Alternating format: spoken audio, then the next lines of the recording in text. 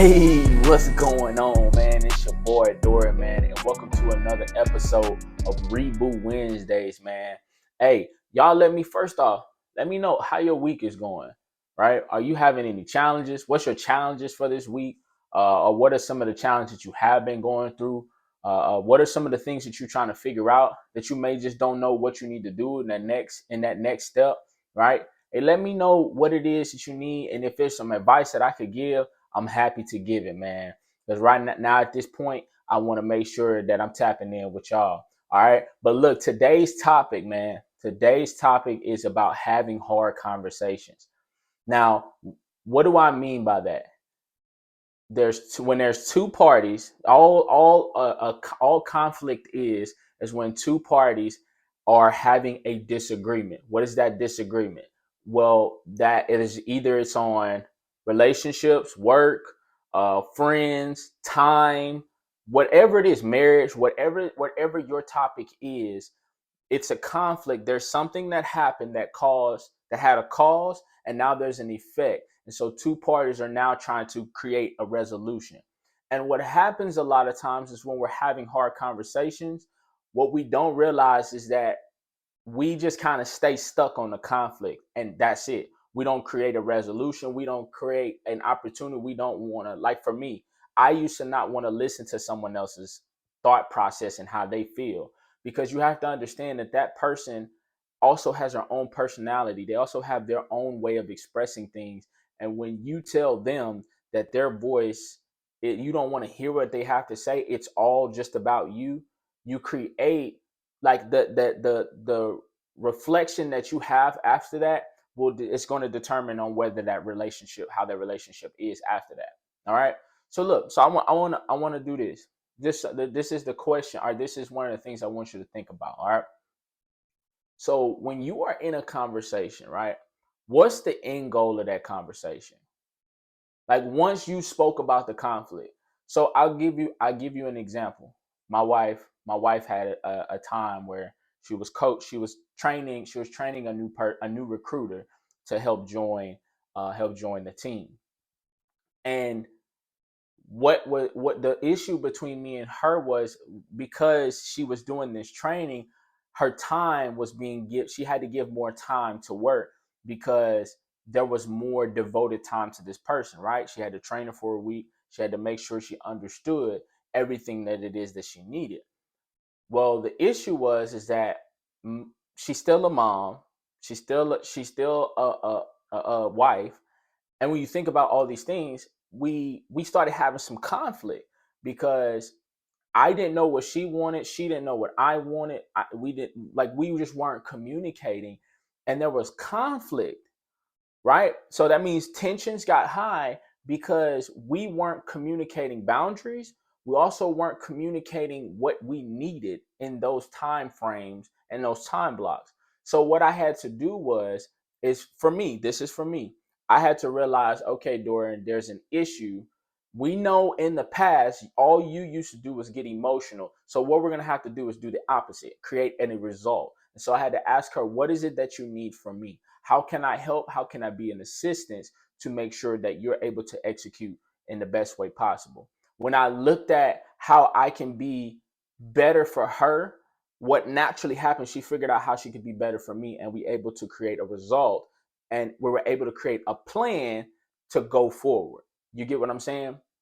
So when you look to set healthy boundaries, right? When you're having conversations, you have to understand you got to set boundaries. You have to set boundaries. I don't care what it is, friendships, relationships, marriages, your relationship with your boss. Like, you get mad at your boss and you talking about him behind his back and all this other kind of stuff. But what about you? When are you going to go have the conversation with your boss and ask him or talk to him or her about your issue, and set some boundaries and be willing to negotiate? Be willing to negotiate, because look, you're not going to get, just because you have a boundary does not mean that you're going to get exactly what it is that you want. you're going to have to understand that that's going to require some type of negotiation, because your boss may have a whole different perspective, and so we have to find some common middle ground so that we can move forward. So that's one of the first things that you have to do when you're having these conflicts, and especially if there's something that happens over and over and over. You need to start setting some boundaries for yourself and allow that other person to be able to negotiate with you.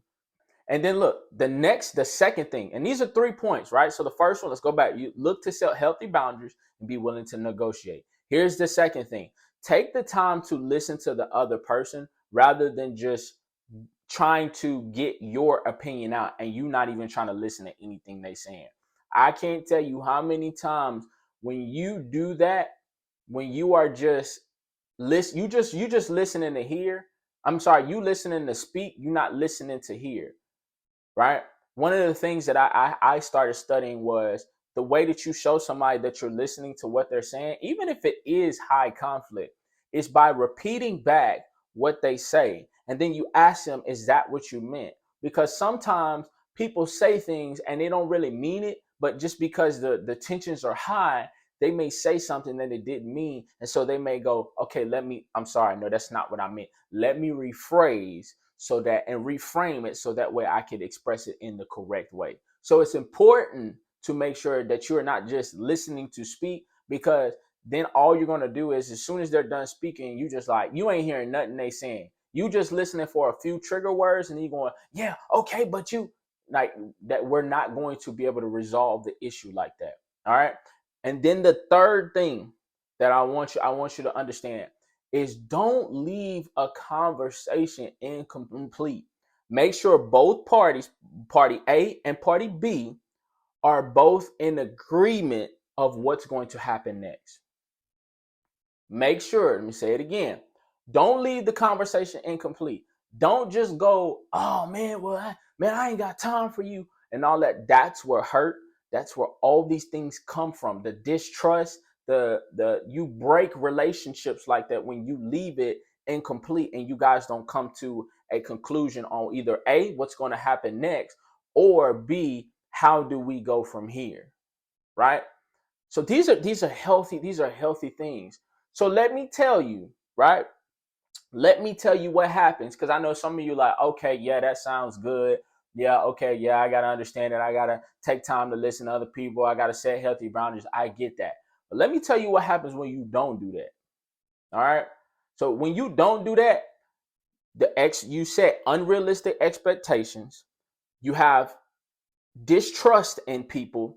You build bad relationships. You create relationship strain when you do that, right? When you are not taking the time, like I used to do that. I used to leave conversations incomplete all the time because I wasn't hearing what I wanted to hear, because I had a preference. I had a preference for how I wanted to hear things.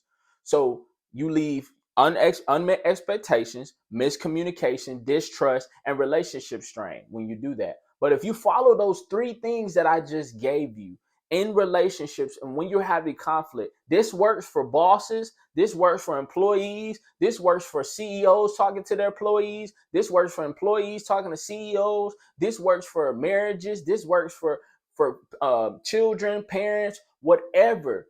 All right, this works for all those things. But when you do those 3 things that I just said, remember, healthy boundaries, take the time to listen, to hear, not to listen to speak. And when you actually don't leave the conversation incomplete, when you do those things, you show that other person that you care. And in return, they're going to show you that they care because you're listening to them, which actually helps them to listen to you. You get what I'm saying? So look, y'all, man, I hope that I was able, when you do these things, I'm just saying, when you do these things, it takes your relationships, it takes the way that you communicate to a whole different level, man. Because now I'm seeing the benefits of that in my marriage, my time with my wife, and I'm seeing those results. Because and even in random relationships, and we have a disagreement on something, I'm able to take the time to listen to the other person because I want a result out of this. I don't want to just leave the argument an argument. I want to leave it healthy. I want to leave it whole, even if it means that we're going to separate at the end of this. I still want to make sure that we're both in the same healthy mindset at the end of the day. All right, y'all. So look, man, it's been your boy Dorian. Man, again, I want to say thank you guys for everybody that continues to rock with me, man, to believe. Again, leave some comments in the comment section. Let me know what you thought of this. What is your thoughts? What's your takeaways on this? Do you feel the same exact way, or do you completely disagree? And leave a why on why you completely disagree.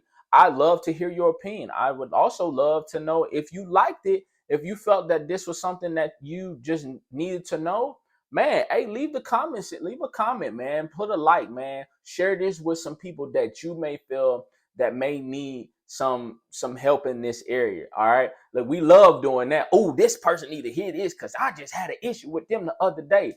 First, whoa. Take the time to listen to the video. Make sure that you are in the right heart. So when you send it to them, you don't send it in the way of, oh, what you trying to say. Now you gotta really follow the 3 points after that. You feel me?